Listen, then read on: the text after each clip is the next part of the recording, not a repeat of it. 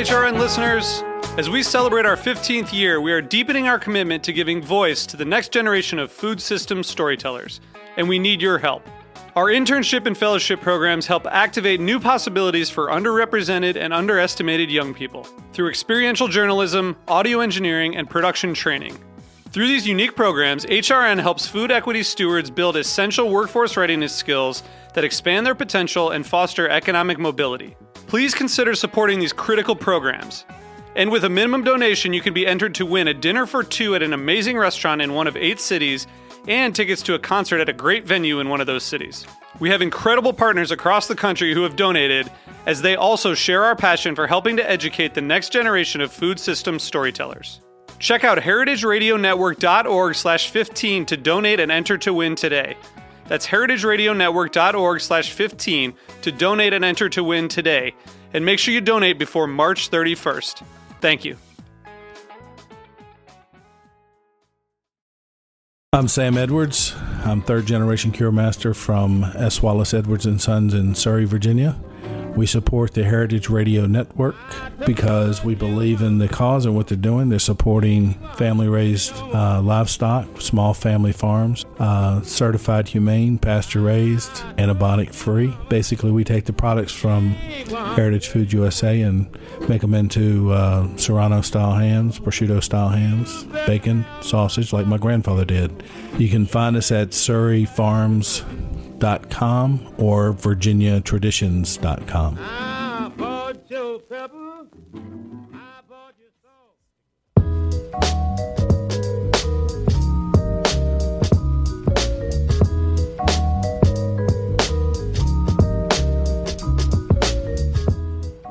Hello, and welcome back to the Heritage Radio Network's Farm Report. It is Thursday, it is 1 o'clock, and we are live in studio with David Haight, the director of the American Farmland Trust, and his partner in crime over there, Jen Smalls. And this is not their first time on the Farm Report with me. This is actually their third time back on the Farm Report, fourth time back on the network, and my first time meeting them live in studio. So I am so happy to have them here, both sitting beside me. Welcome to the studio and the show. Hey, thank you very much. We're incredibly happy to be here, and thank you again for the invite. It's great to be back. All right, wonderful. Well, I'm really happy to host you today. So just to kind of give folks an idea of what we've got going on today, we first had David here with us on the show from the American Farmland Trust exactly a year and a week to date ago. And we were talking about issues related to a letter he sent to Governor Patterson addressing some of his concerns with budget cuts and things of the like. A lot has changed in the past year, and we are now looking at new governor and new proposals, and kind of wanted to let David tell listeners that may not have been around for the past year a bit about what the American Farmland Trust does, and then we'll kind of get back into a bit about what has changed in this past year and what we kind of have to look forward to with the changes of what's to come in New York farmland and farmland all across the country. So, well, American Farmland Trust, we just celebrated our 30th birthday last year. So we were started 31 years ago. And our tagline is no farms, no food. Makes sense. It absolutely does. We are, as an organization, focused on saving the land that feeds America.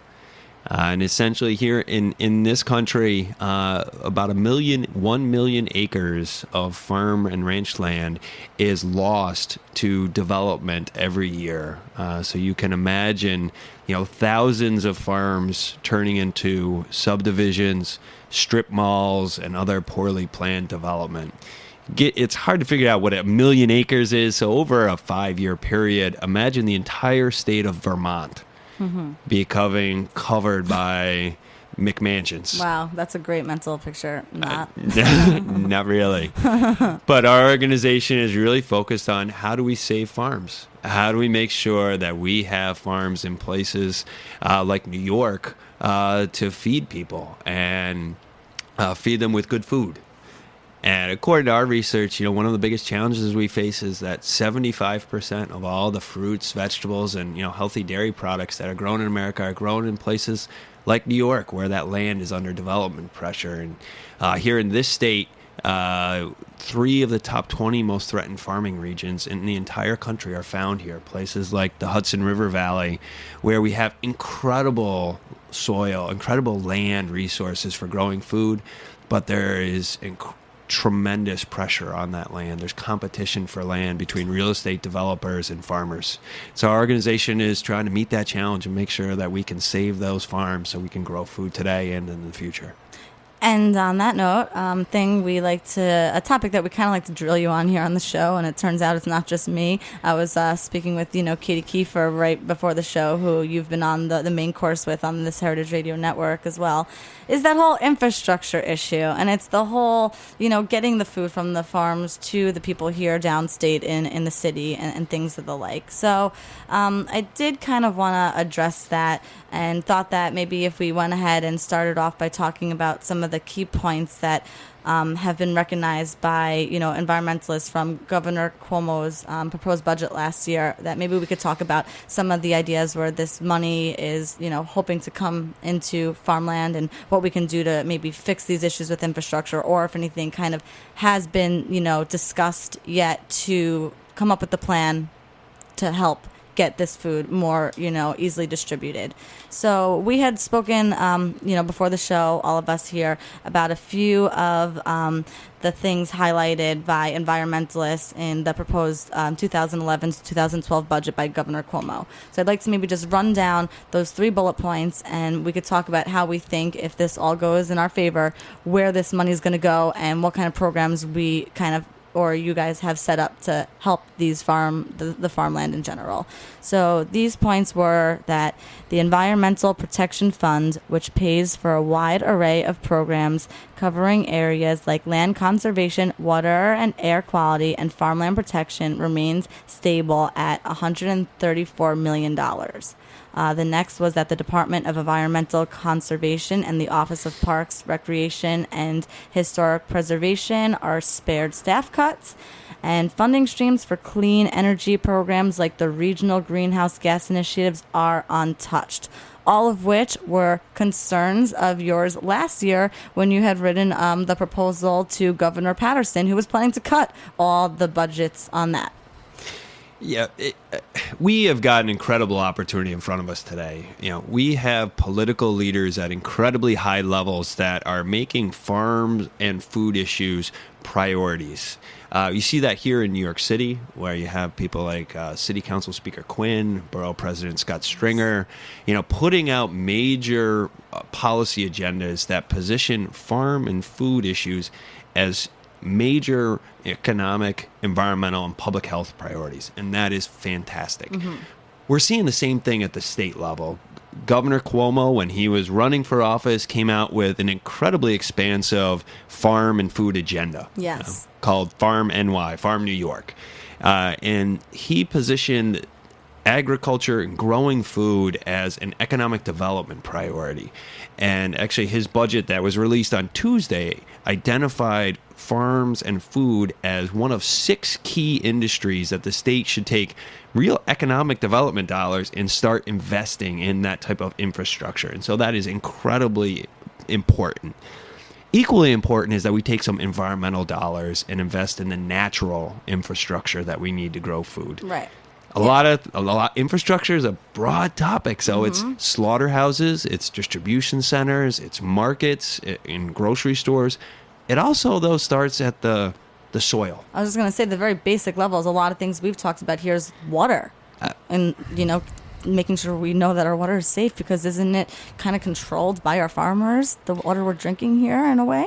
Absolutely. I mean, New York City has one of the most incredible stories in the entire world of how farmers are helping to protect their land and adopt conservation practices so that New York City residents, 9 million people every day, when they open that tap, they get clean water. And it's because in part of what farmers are doing upstate to keep that water clean to begin with, and there's no filtration. Mm-hmm. There's no filtration. The city is saving billions of dollars in building a filtration plant by having those farmers do good things for the environment. So there's an incredible story to tell here about And water. the funny part is, I don't want to get off topic, but hey, I mean, you can't go anywhere else in this country and get a bagel or a slice of pizza the way you can here in New York because of the water we're using here. Amen. I mean, New York City is really a gem in terms of the water we drink, but also the land. And that's part of the other thing that we saw in the governor's budget, that he decided to stop the erosion of funding for helping farmers protect their land. He's proposing to put $12 million into our state's farmland protection program. One of the big rubs for farmers in New York is that their land is probably the most valuable asset they own. And that could sometimes become an issue when other people want to buy it from them. Absolutely. You hear from farmers all the time, my land is my 401k. Yeah. And it's hard in many places like the Hudson Valley or Eastern Long Island to grow something legally that will compete with what you could get by growing houses on that land. Yeah, definitely, especially on Eastern Long Island. Oh, absolutely. Where literally land can go for hundreds of thousands of dollars an acre. Mm-hmm. Imagine being a young person or a second or third career farmer that wants to get started farming. How are you going to come up with the $500,000 or $2 million or $10 million you need to buy that farm? You're not.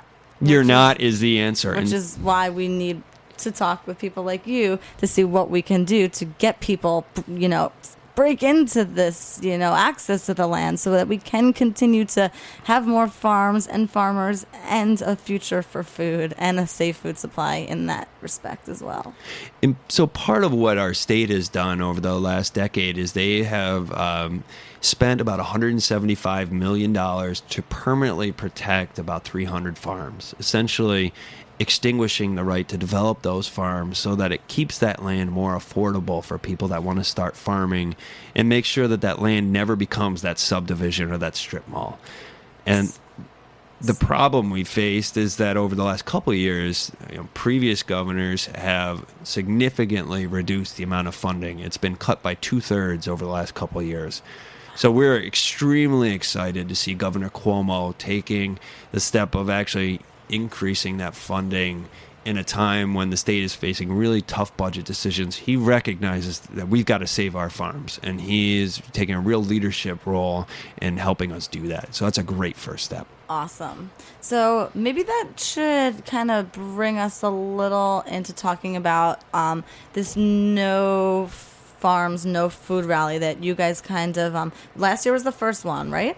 Yes, Okay, last year. Wonderful. We have not had a chance to bring you back on to talk about how that went. Can you maybe tell us a little bit about how it went so that we can kind of hear what when we finish with that, what we have to look forward to with this next one coming up and what we hope to get out of it? Absolutely. Last year, we were able to organize a rally and a lobby day in our state capitol to really show all state lawmakers, all of our political leaders, that there is an incredible groundswell of support. Whether you're here in New York City, whether you're in the Hudson Valley, whether you're from far upstate New York, people care about farms and people care about food. And that there is really significant common interests that we all share. And so we helped organize this rally last year. About 140 people came, about a busload of people from New York City. So imagine people that work at food pantries, linking arms with a dairy farmer from upstate, who links arms with an environmentalist that cares about clean water in our land, with a local economic development expert, all coming to the Capitol lobbying for $100 million to help protect land and water, strengthen our farm and food economy, and help get good food in the hands of more New Yorkers. And so last year that was our inaugural trial run. Sounds like an amazing buzzing energy that must have been filled in the air that day. Heather, it was a very moving day. I have to say that one of the most important emails I got was when I received an email from an upstate New York dairy farmer in central New York, a woman, and she said, I burst into tears when I heard about the bus coming up from New York City. For so long, dairy farmers have felt like we're so alone on these issues. And it was really exciting for her to hear about all those people from an urban area coming up to say, we care about farms and farmland too. Awesome. And it was really just an incredibly emotional day. Cool. We're actually hoping to talk to a farmer in a couple of weeks in Albany, and I'm going to actually like to talk with her a little bit about some of the things that we're speaking about today and kind of see, you know, how her life is, you know, going to be affected by some of these changes as well. And as we mentioned earlier, me and Erin plan to kind of do a whole series on dairy farmers and, you know, kind of the struggles and the hopes for the future within this next couple months. So do stay tuned to kind of hearing more about, you know, what we hope to help these dairy farmers with. Well, and we also have another rally planned for this year. Right. And so on March 30th of this year, we're going to be bringing people together again. And part of this is for the participants, but I'll be honest, part of it's a political strategy as well. Totally. There is such a strong political voice in New York City. If we can bring that voice together with the voices from upstate New York, that bridges political boundaries, that bridges geographic boundaries, that brings strength to our voice in these programs. The other thing that's really important this year is this is the first year for a new governor, and he has laid out a very progressive platform. Right. If we can show him that there's a voice of support for that platform, that is going to bolster his enthusiasm for these issues going forward for the next 4 years. Exactly. So luckily we have that coming up. I think you guys had a date slated for when this year? March 30th. March 30th. March 30th. It's going to come up a lot sooner than we think, people. So put that date in your calendar and mark it off and get ready to keep listening to us for some updates as to what you could do to find out more about how you can get involved and get on that bus and get up to the Albany and get involved. Absolutely. And actually, we're starting registration next week. So if people want farmland.org/New York, go there starting next week, and you'll be able to find out more information about the event and actually register to join us in Albany to help make your voice heard. Awesome. Another way to get the news is to go to our Facebook page, which is American Farmland Trust NY. Okay, wonderful. Well, we're going to take a quick short break here. We'll be right back. We've got lots more to talk about on all these issues. So, Farm Report, be right back.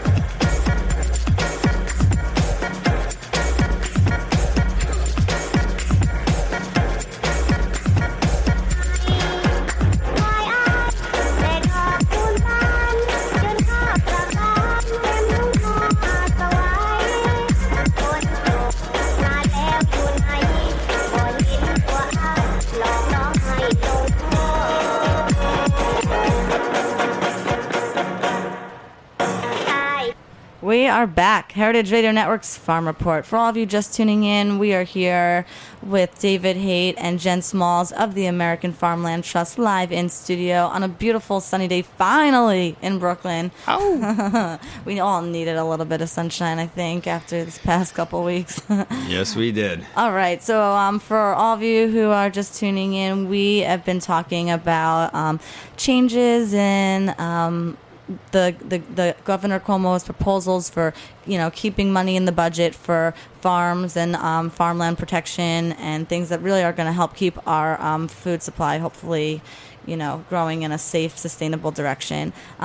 We just talked about the No Farms, No Food rally from last year that American Farmland Trust put on, where they took, a bunch of people up to Albany, and they're going to be doing that again this year on March 30th.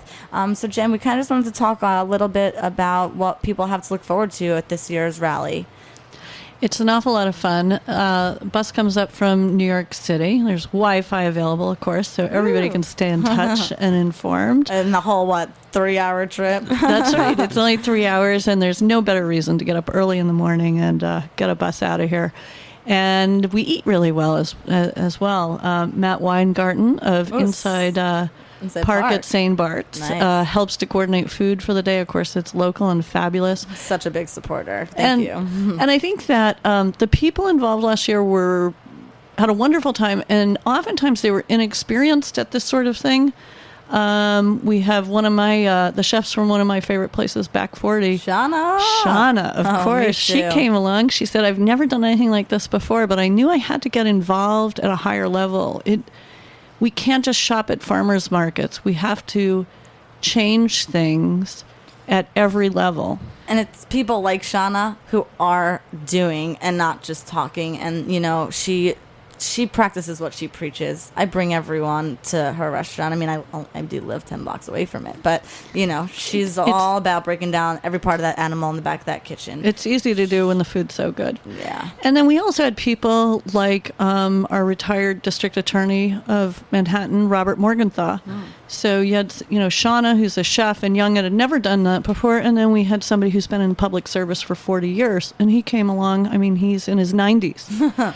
And he realizes that he wants farmland available for future generations, like his son, Josh Morgenthau at Fishkill Farms. So it was just an incredibly diverse group of people. So not only is it a lot of fun, though, but we're doing the right thing. Mm-hmm. And it's incredibly important to save farmland, which is just part of our natural infrastructure.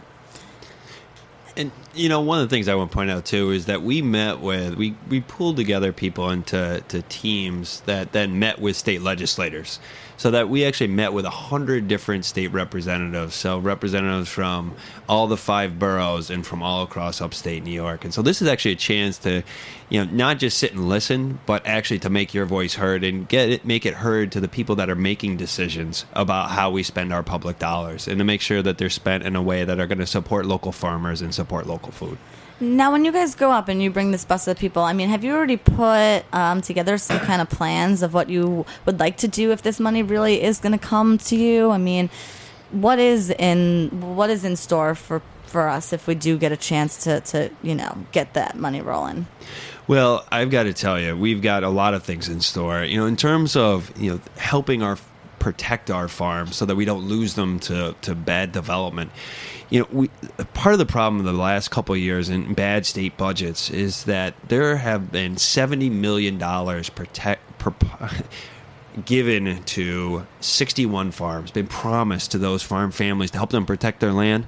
Guess what? Where's the money? Where's the money? That's what they're all Show me saying. the money. I know. It's sad. It is sad. Actually, it's 3 governors ago that some of those promises were made, and yet some of these families are still waiting. I've read some sad stories about this. They put up everything in hopes that they were going to be able to change their lives around. Nothing yet. And this isn't just about, this isn't a lost cause. Many of these farm families see opportunity. They see restaurants that want to buy the grass-fed beef that they're producing. And how can they get it there?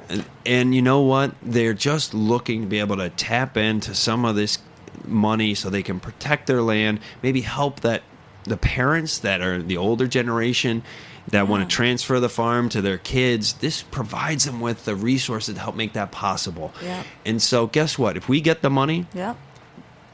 I've got 61 farm families that have already been promised those dollars. So we know that's going to go to good use to help save farms in places like the Hudson Valley. Cool. Similarly, there's other programs for helping farmers protect water quality, things like you talked about, that we need to keep our water clean. Farmers have those things already dialed in. Programs that help invest in farmers markets. There are incredible economic development opportunities. Everybody wants to talk about shovel ready. We have those opportunities at hand here in New York. We just need the dollars to come behind them. And what about Slaughterhouse? Honestly, we've been talking about this so much. We've drilled you guys on this. And even it was funny to hear, I re-listened to a few of the interviews we've had with you. I happened to say something to you last February, and then I was listening to Patrick Martins on the main course. pretty much say the exact same thing to you like last July. Where are the slaughterhouses? Where are the new, trucking, companies? What's going on? Is that in the works at all? I think there's a lot of opportunity for livestock producers in New York, and it's interesting because as we grow that area of agriculture, the demand on slaughterhouses only increases. So I have been in slaughterhouse meetings for at least 10 years now, and I think it's almost a problem that we will not solve in some ways because we are increasing production constantly, and slaughterhouses might always be a little bit behind, but there's great opportunities and there's great new businesses for agriculture in New York State. Everything from Winter Sun Farms and farm-to-table co-packers in the Hudson Valley. That's a perfect example of how economic development dollars are helping agriculture. And our friends at Hudson Valley Agribusiness Development Corporation helped us start and fund many projects in the Hudson Valley like that. Yeah, the farm-to-table co-packers is a great new example. I mean, this is an example where they got $300,000 in economic development funds. I mean, $300,000 in the grander scheme of things is a drop in a drop of the bucket. But what they've been able to do is they've taken a commercial kitchen. They've been able to upgrade facilities there now. So if you're a farmer, you've got a raw product, you grow cucumbers, you want to turn them into pickles. Now they have the facility to be able to scale that up so that you can do that at a commercial scale. Mm-hmm. They've got an incredible business there called Winter Sun Farms, where they buy from 20 to 30 local farms during the peak season, the middle of the summer when all that produce is amazing. Okay. They bring it there, they wash it, they slice it, they dice it, and they flash freeze it. And then guess what? Come the wintertime, it's a winter CSA. And so you get blueberries that are amazing. You get sweet corn that your kids actually want to eat. Totally. And it's funny, I mean, a lot of people, they shy away, I think, from frozen foods because they don't really understand why, or, because frozen foods, I mean, it's a product of kind of maybe that Industrial Revolution time, this or that or the other thing, and they're not used to seeing, the super heady, like amazingly raised, produce packaged like that. But from where I came from, working with Heritage Foods USA, I had to kind of teach people that no, flash freezing this pork chop of this heritage breed pig is what you want so that you can, always have good food to eat. And that's kind of what it seems like you guys are doing too. And we have to make people understand that it's okay to flash freeze it, put it in your freezer, and then have something good all year round. It's just not what people kind of are used to. It also makes a difference to that farmer because, there are limits to what a farmer can sell fresh and in season. And if you open up a whole new avenue of marketing and sales where you say, not only will we take 10 acres of strawberries, now we'll take 20 because we can freeze that 10. That farmer, that makes the difference between a farmer surviving and not surviving. And every farmer that is economically successful is much less likely to sell that land to a developer. Yeah, so exactly. Promising them a whole new season's worth of sales is one of those things that will kind of give them a little more promise for the future. And it's a great idea. Absolutely. And I think one of the exciting things that we see is you've now got economic development entities like the Hudson Valley Agribusiness Development Corporation. These are people that understand economic development, but they understand farming and food issues. You now see Governor Cuomo talking about agriculture, the idea of farms and food as a mainstream economic development priority. Yes. So there's hope on the horizon. So the processing distribution problem has not been solved, but it hasn't been a lost cause either, that good things are happening on that front. And I tend to bring this up. I've probably said it a few times, only because it's something that's kind of resonated with me so much. But when I went in and I got to hear Carla Petrini speak at the Georgia Organics Conference a couple years ago now, one thing that he said to me that really stuck with me was, you are not going to be going to school to learn how to eat computers. Our kids in college, are not, they're all going to school for finance degrees or this or that. They're not going to school to learn how to be farmers, but we're not going to be eating computers. We need to be able to respect our farmers, or at least get a new generation of farmers. So I kind of always have to kind of keep bringing that to the table and make people understand that really there needs to be that respect for what people are doing on the land. And this next generation needs to be able to have access to it, which is why we appreciate so much that $175 million that you guys, are dedicating to preserving land and making it accessible to people. And, for a new generation, that land access issue is one of the big barriers. And part of it's about permanently protecting land. Part of it's just trying to figure out ways of getting farmers started on the land and creating arrangements with the people that own it today. And that's a complicated question. But, according to the United States Department of Agriculture, that land access issue is one of the top 3 barriers to getting a new generation started. The million farmers that we would like to get started in America, that land access issue is one of the top 3 problems we got to solve. So these things we're talking about today are front and center to a new generation. And that's kind of what keeps me excited and coming here every week to bring in, people like-minded individuals like ourselves and just, spreading the gospel, if you will. So I kind of just wanted to, remind people that if you go to www.farmland.org, you can read all about what the American Farmland Trust does. You can, reach out to them. You can get involved with all of their projects, sign up for their press releases, and really just, kind of keep your finger on the pulse as to what's going on and, where we are going, because we are moving in a good direction here. And, we've got some great people behind us that really, have a strong passion, and the kind of, we're kind of there. We're kind of able to do it. So thank you for everything you guys do and for coming in and teaching people about where we're going next with things. Thank you. It's been great to be here. I love the conversation. It's always inspiring. We always walk away with some new things in our head, and I can't wait to come back. And I'm so excited to finally meet you guys in person. March 30th, everyone here locally in New York City and Brooklyn, find out a way to get on that bus and get up to Albany. These are the issues that you care about. So no Farms No Food Rally, Albany, March 30th. Get there, be there, or be square. But anyway, we will have you all here back with us on the Heritage Radio Network's Farm Report next Thursday, live at 1 o'clock with Derek Denkla of Farm City. We're looking forward to that conversation. Peace out for now. Erin, we missed you this week. Bye.